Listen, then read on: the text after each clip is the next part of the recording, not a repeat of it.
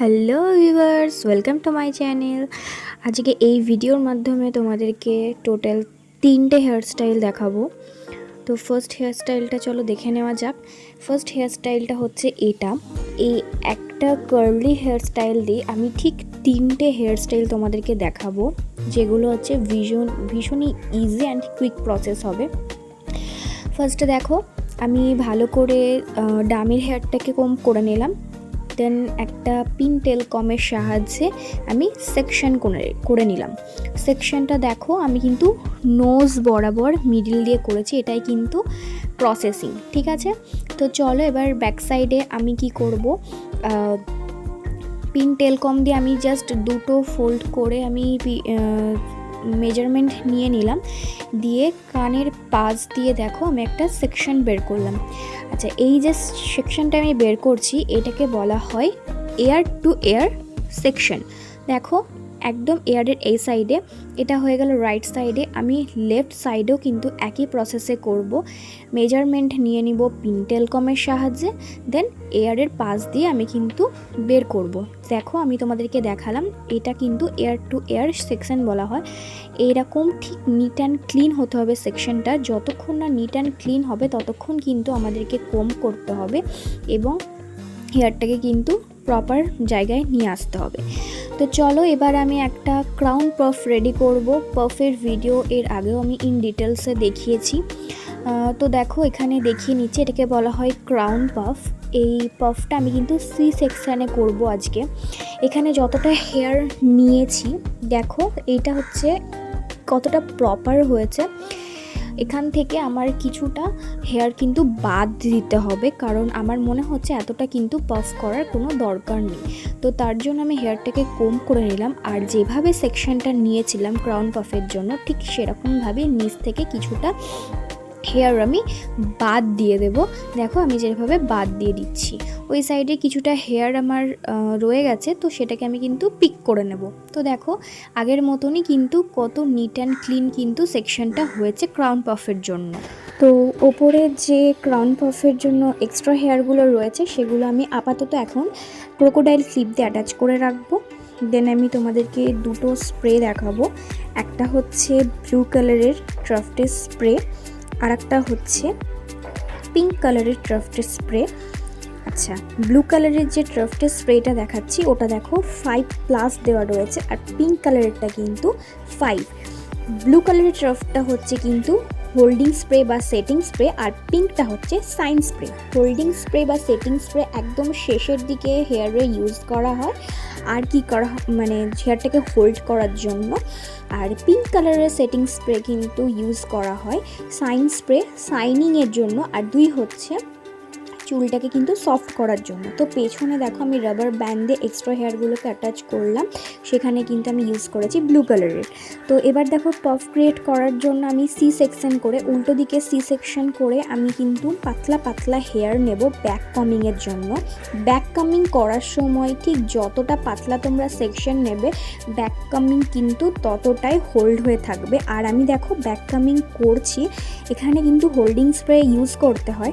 আমি কিন্তু without holding স্প্রেতে কিন্তু শুধু ব্যাককাম করে কিন্তু আমি কিন্তু পাফটাকে ক্রিয়েট করছি। যারা রিয়েল ব্রাইড থাকবে তাদের কিন্তু অবশ্যই কিন্তু হোল্ডিং স্প্রে দেবে যখনই ব্যাককামিং শেষ হবে তারপরে। এবার আমি রাইট সাইডে ব্যাককাম করব, দেন লেফট সাইডে ব্যাককাম করব, দিয়ে এইভাবে একবার মিডিল, রাইট, লেফট, দেন আবার মিডিল, এইভাবে পুরো প্রসেসিংটা করে কিন্তু আমাদের পাফটাকে রেডি করতে হবে। আর রিয়েল ব্রাইডের ক্ষেত্রে অবশ্যই করতে হবে, কারণ রিয়েল হেয়ার আর ডামির হেয়ারের মধ্যে কিন্তু অনেক পার্থক্য রয়েছে। তো ডামির হেয়ারে আমি কিন্তু কোনো টফটের স্প্রে, হোল্ডিং স্প্রে ইউজ করছি না, কিন্তু রিয়েল ব্রাইডের ক্ষেত্রে কিন্তু অবশ্যই করতে হবে। তো দেখো আমার পাফ কিন্তু ডান।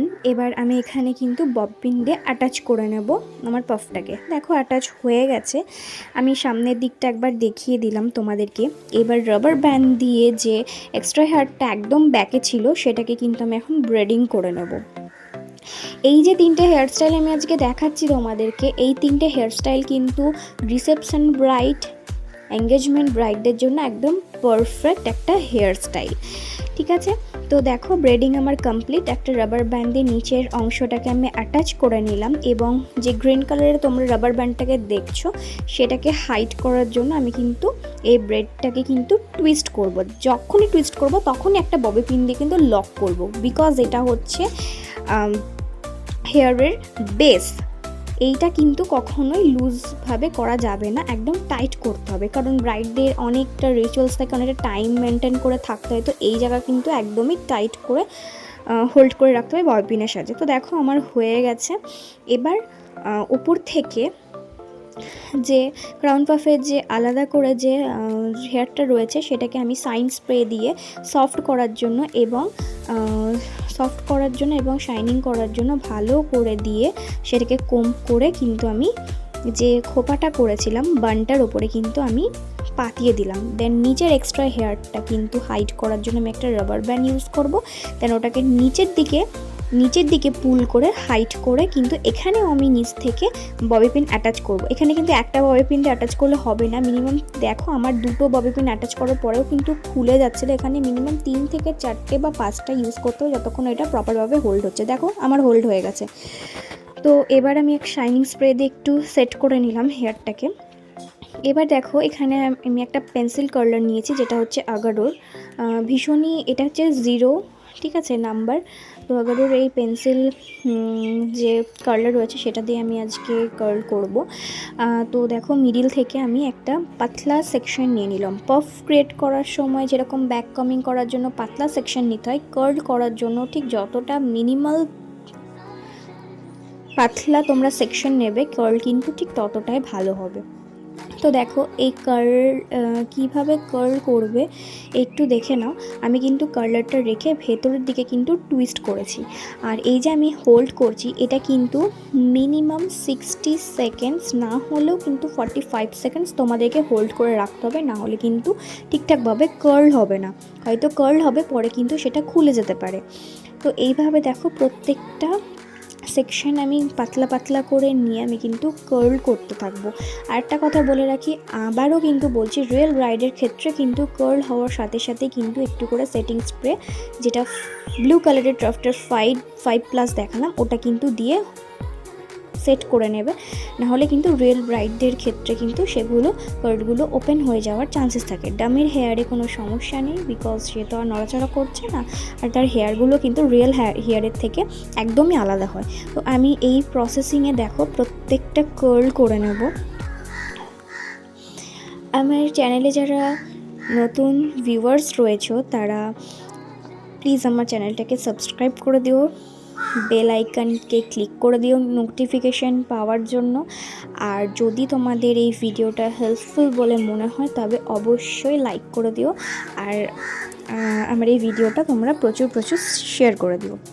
দেখো লেফট সাইডের আমার কিন্তু কার্ল রেডি। যে কার্ল করার পরে এক্সট্রা হেয়ারগুলো ছিল সেগুলো কিন্তু আমি একটা বড় 10 নাম্বার ইউপিন দিয়ে কিন্তু আমি লক করে রেখেছি, বিকজ আমার এখনও রাইট সাইডে কিন্তু হোল্ড করা বাকি, আমার কার্ল করা বাকি রয়েছে।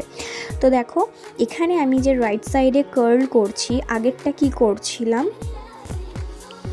আগেরটা যেরকমভাবে করছিলাম এটা ঠিক উল্টোভাবে হবে। কার্লারটা ভেতর দিকে হয়ে আগেরটা ডান দিকে টুইস্ট করছিলাম, এবার কিন্তু আমরা বাঁ দিকে টুইস্ট করছি। প্রত্যেকটাই তাই করব, কার্লার রাখবো, দেন ভেতরের দিকে বাঁ দিকে কিন্তু টুইস্ট করব। আগেরটাই কিন্তু আমরা ডান দিকে টুইস্ট করেছিলাম। তো তোমরা একটা খেয়াল রাখবে, এটা হচ্ছে এই কার্লের একটা হচ্ছে পার্ট, দুই সাইড থেকে করা যায়। একটা হচ্ছে লেফটের দিকটা রাইট সাইডে টুইস্ট করব, আর রাইট সাইডে যখন হেয়ারটা করব তখন কিন্তু লেফট সাইডে ভেতরের দিকে টুইস্ট করব। তো এটা হয়ে গেল আমার ফার্স্ট হেয়ার স্টাইল। দেখো ঠিক কতটা সুন্দর লাগছে। এবার আমরা সেকেন্ড হেয়ার স্টাইলে চলে যাব। সেকেন্ড হেয়ার স্টাইলের জন্য আমাদেরকে কী করতে হবে চলো আমি আগের ভিডিওর একটা ছোট্ট ক্লিপ তোমাদের সাথে শেয়ার করছি। ফার্স্ট হেয়ার স্টাইল আমরা কি করছিলাম, কার্লার রেখে রাইট সাইডে টুইস্ট করছিলাম, তাই তো। দেখো রাইট সাইডে টুইস্ট করতে করতে পুরো হেয়ারটাকে আমি বাঁদিকে করে নিয়েছিলাম। এবার কি করব, রাইট সাইডে যে হেয়ারগুলো রয়েছে সেগুলো কিন্তু আগেরটার মতন আর লেফট সাইডে কিন্তু কার্ল করব না, এগুলো কিন্তু যতটা সম্ভব পাতলা সেকশন নিয়ে একদম, দেখো আমি এখানে কতগুলো সেকশন করে নিচ্ছি, একটা মেজারমেন্ট হয়ে যাবে। তো আমি যখন কার্ল করব এটাও কিন্তু কার্লারটা রেখে রাইট সাইডে দেখো আমি কিন্তু কার্ল করছি, এটা কিন্তু আর লেফট সাইডে করছি না। এটাই হচ্ছে সেকেন্ড হেয়ার স্টাইলের একটা ভ্যারিয়েশন। ফার্স্ট ভ্যারিয়েশন দুই দিক থেকে করলাম, সেকেন্ড হেয়ার স্টাইলে কিন্তু এটাই ভ্যারিয়েশন যে পুরো একটা সাইড থেকে হবে। আমি যদি ডান দিকে টুইস্ট করি গোটা হেয়ারটাই আমি কার্লার মিডিলে রেখে ডান সাইডেই টুইস্ট করবো, এখানে কিন্তু কোনো লেফট সাইডে টুইস্ট হবে না। আর প্রত্যেকবার আবারও বলে দিচ্ছি, যখনই কার্ল করবে তখনই একটু করে কিন্তু হেয়ারটাকে কোম করে নেবে। প্রপার যদি ট্যাঙ্গেল ফ্রি হেয়ার থাকে হেয়ার স্টাইল ঠিক ততটাই স্মুথ হবে, নিট অ্যান্ড ক্লিন হবে। তো দেখো আমি কিন্তু প্রত্যেকটা একই স্টাইলে করে যাচ্ছি।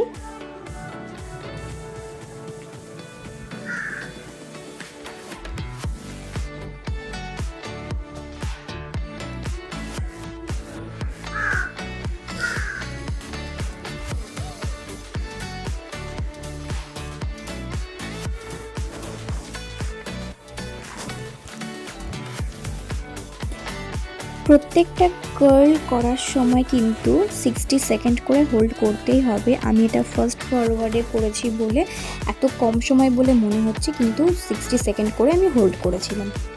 দেখো যে এক্সট্রা হেয়ারগুলো রয়েছে সেগুলো আমি ইউপিন দিয়ে আগের মতন করে রেখেছিলাম। এবার আমি কি করব, লক করে দেবো।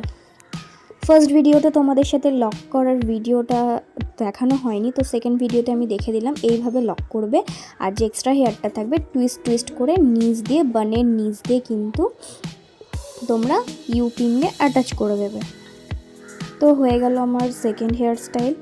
এবার দেখো থার্ড হেয়ার স্টাইল তোমাদের সাথে শেয়ার করব। থার্ড হেয়ার স্টাইল সবথেকে ইজিয়েস্ট প্রসেস।